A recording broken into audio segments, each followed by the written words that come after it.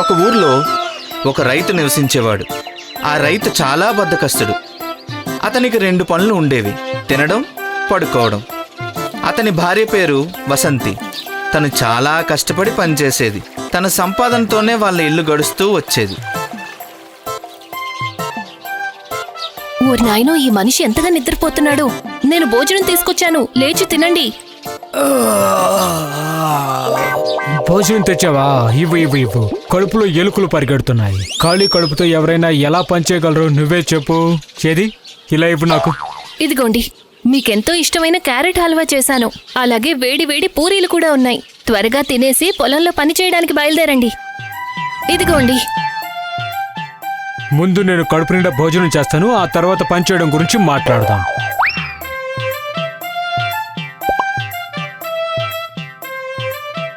తన భోజనం పూర్తి చేసుకొని చేతులు కడుక్కొని మళ్ళీ మంచం ఎక్కి నిద్రపోతాడు.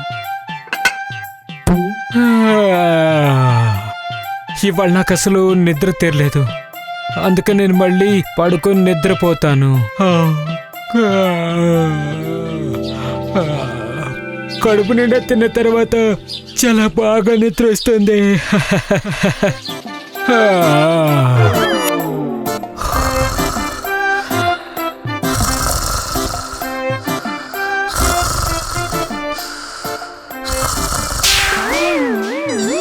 ఓరి భగవంతుడా, ఈయన మళ్ళీ నిద్రపోయారు. ఏవండి, లేవండి. పొలంలో పని చేయడానికి వెళ్ళాలి కదా, లేవండి. లేకపోతే ఇల్లెలా గడుస్తుంది? లేవండి. దిననాథికి అంతా వినిపిస్తూ ఉంటుంది. కానీ వినిపించినట్టుగా నాటకం ఆడతాడు. వసంతి ఏడుస్తోందని అతను ఒక కన్ను తెరిచి చూస్తూ ఉంటాడు. మళ్ళీ కళ్ళు మూసుకొని నిద్రపోతున్నట్టు నటిస్తూ ఉంటాడు. దాంతో నిరాశ చెంది వసంతి పొలం పనులకు వెళ్ళిపోతుంది.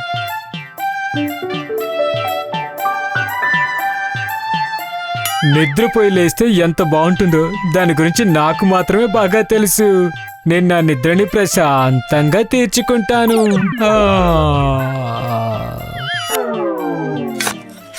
వసంతి తన ఇంటి ఖర్చులకు సంపాదించడానికి ఎంతో కష్టపడుతూ ఉంటుంది. ఇంత బద్ధకం ఉన్న భర్తతో నేనెలా వేగాలి? ఆ భగవంతుడే కాపాడాలి. నేను ఒక్కదాన్నే ఎన్ని పనులని చేస్తూ ఉండాలి?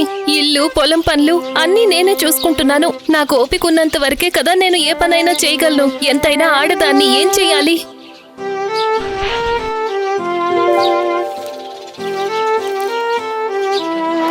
పని పూర్తి చేసుకుని వసంతి ఇంటికి తిరిగి వెళ్ళిపోతుంది. సరిగ్గా అప్పుడే ఒక సన్యాసి వచ్చి వసంతి ఎదురుగా నిలబడతాడు. అమ్మా, నాకు చాలా ఆకలిగా ఉంది. నాకు తినడానికి ఏమైనా ఇవ్వు తల్లి. అయ్యో బాబా, ఇప్పుడు నా దగ్గర ఏమీ లేదు.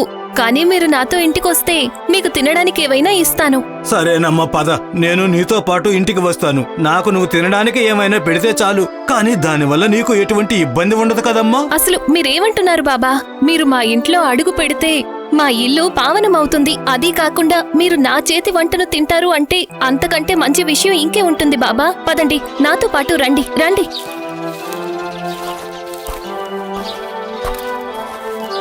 వసంతి సన్యాసిని తన ఇంటికి తీసుకెళ్తుంది. అతనికి కడుపు నిండా భోజనం పెడుతుంది. ఆ తర్వాత సేవలు కూడా చేస్తుంది. బాబా, కడుపు నిండా భోజనం చేయండి. వంటలు ఎలా ఉన్నాయి బాబా? ఆహా, అతి ఉత్తమం, అతి ఉత్తమం. భోజనం చాలా రుచిగా ఉంది. నేను కడుపు నిండా భోజనం చేశాను. నాకు సంతృప్తిగా ఉంది. ఈ సంతోషంతోనే నేను నీకు ఈ వరాన్ని ఇవ్వాలనుకుంటున్నాను. చెప్పు, నీకు ఏమి కావాలి? చెప్పు తల్లి. మీరు నా చేతి వంటను రుచి చూశారు బాబా. ఇంతకంటే పెద్ద బహుమానం నాకు ఇంకేది ఉండదు బాబా.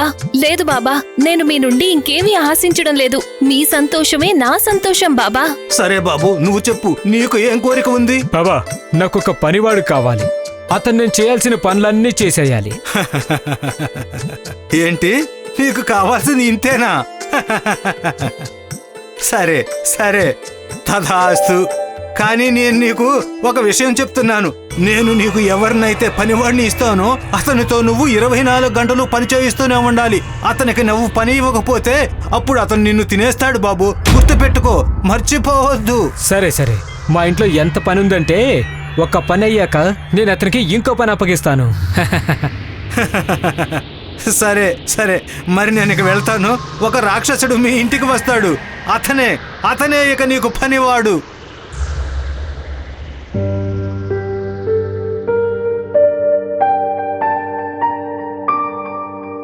సన్యాసి వెళ్ళిన తర్వాత వాళ్ళ ముందుకి ఒక భయంకరమైన రాక్షసుడు వచ్చి నిలబడతాడు.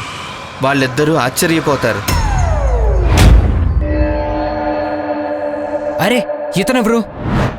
నేను మీ ఆజ్ఞను పాటించడానికి ఇక్కడికి వచ్చిన పనివాణ్ణి. నేను వచ్చేసాను. నాకు చెప్పండి, నేను ఏమేం పనులు చేయాలి అని.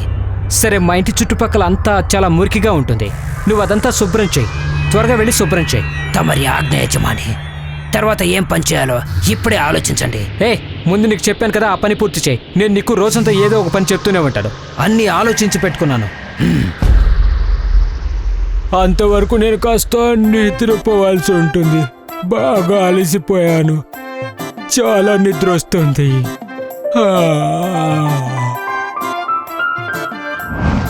దీనానాథ్ పడుకోవడానికి వెళ్తాడు. కానీ అంతలోనే తన ముందుకు ఆ రాక్షసుడు వస్తాడు. నాకు ఏదైనా కొత్త పని చెప్పు యజమాని, లేదంటే నేను నిన్ను తినేస్తాను. అప్పుడే పని పూర్తయిందా? ఏంటి తమాషాగా ఉందా? నువ్వు ఆ పని సరిగ్గా చేసి ఉండపో. ఇంత త్వరగా పని ఎలా పూర్తవుతుంది? నేను అబద్ధం చెప్పడం లేదు. నమ్మకం లేకపోతే నాతో పాటు రండి. పద నేనే వచ్చి చూస్తాను.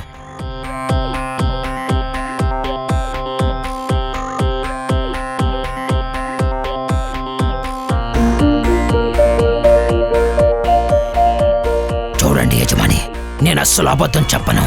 మీ కంటి చూపు పడేంత దూరం వరకు అంతా శుభ్రం చేసేసాను. మీరే స్వయంగా చూడండి. బోరి నాయను, ఇతను రెప్పపాట్లోనే అంతా పని చేసేశాడు. ఇప్పుడు నేను తనకి ఏ పని అప్పగించాలి? చెరువుకి 4 వైపులా చాలా చెత్త చేరిపోయింది. అది శుభ్రం చేయమని చెప్తాను. చాలా సమయం పడుతుంది. వెళ్ళి చెరువుకి 4 వైపులా అంత శుభ్రం చేసిరా, సరేనా? తమరి ఆజ్ఞ అయ్యగారు. ఈసారి తప్పకుండా చాలా సమయం పడుతుంది. ఆలోగా నేను వెళ్ళి భోజనం చేస్తాను. దీనానాథ్ భోజనానికి కూర్చునేసరికి అంతలో రాక్షసుడు తన ముందుకు వచ్చి నిలబడతాడు. ఆ తర్వాత ఇలా అంటాడు. యజమాని, నా పని పూర్తయింది. త్వరగా నాకు ఇంకో పని అప్పగించండి, లేదంటే నేను మిమ్మల్ని తినేస్తాను. పూరి నేను, ఇది చాలా పెద్ద సమస్యలా మారింది. పనివో, త్వరగా పనివో, లేకపోతే నేను నిన్ను తినేస్తాను. సరే, నువ్వు ఒక పని చేయి. నేను ఇప్పుడు పడుకుంటాను. నువ్వు వచ్చి నాకు కాళ్ళు పట్టు. ఇప్పుడు నేను తనతో కాళ్ళు పట్టించుకుంటాను. నాకు హాయిగా అనిపించేంత వరకు నేను ఇక ప్రశాంతంగా పడుకోవచ్చు. రాక్షసుడు దీనానాథ్కి కాళ్ళు పడతాడు. అతను దీనానాథ్ కాళ్ళు చాలా గట్టిగా పట్టడం మొదలు పెడతాడు.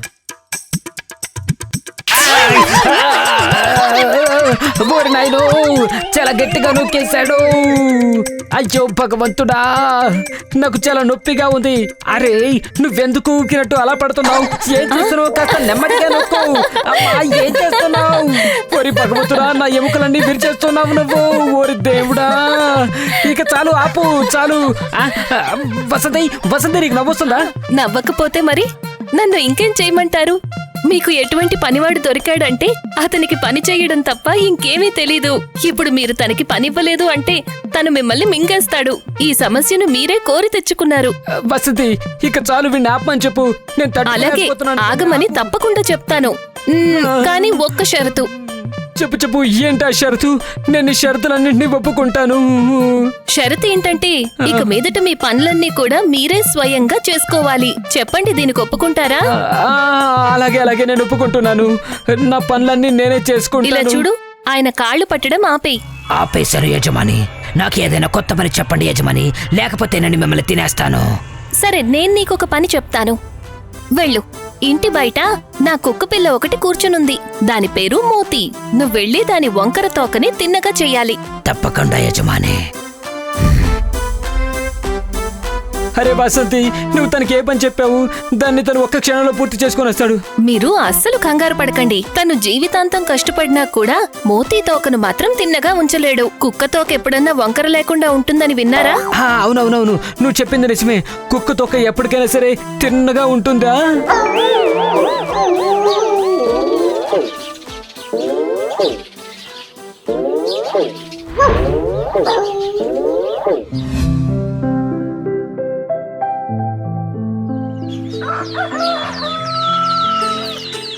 ఆ తర్వాత దీనానాథ్ పూర్తిగా మారిపోయాడు. ఉదయాన్నే లేచి పనికి వెళ్తాడు. చక్కగా శ్రద్ధగా పనిచేస్తాడు.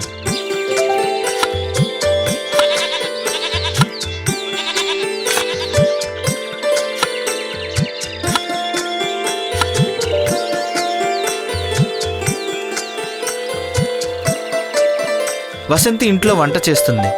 దీనానాథ్కి ప్రేమతో వడ్డిస్తుంది. ఇద్దరూ కలిసి ఎంతో అన్యోన్యమైన జీవితాన్ని కొనసాగిస్తారు. ఆ రాక్షసుడు కుక్కతోక వంకర తీసే ప్రయత్నంలోనే నిమగ్నమయ్యి ఉంటాడు. రోజులు గడిచాయి, నెలలు గడిచాయి, సంవత్సరాలు గడిచాయి. కుక్కతోక వంకర పోలేదు. అంతే అంతే, ప్రయత్నం చేస్తూనే ఉండు. నీ వల్ల ఎప్పటికీ కాదు. ఇప్పుడు వస్తుంది అసలు మజా. ఇప్పుడు వస్తుంది. ఓరు నాయనో, ఇదేంటి నాకు ఇటువంటి పని అప్పగించారు? ఇన్నేళ్లు గడిచినా దీని తోక వంకర మాత్రం పోవడం లేదు.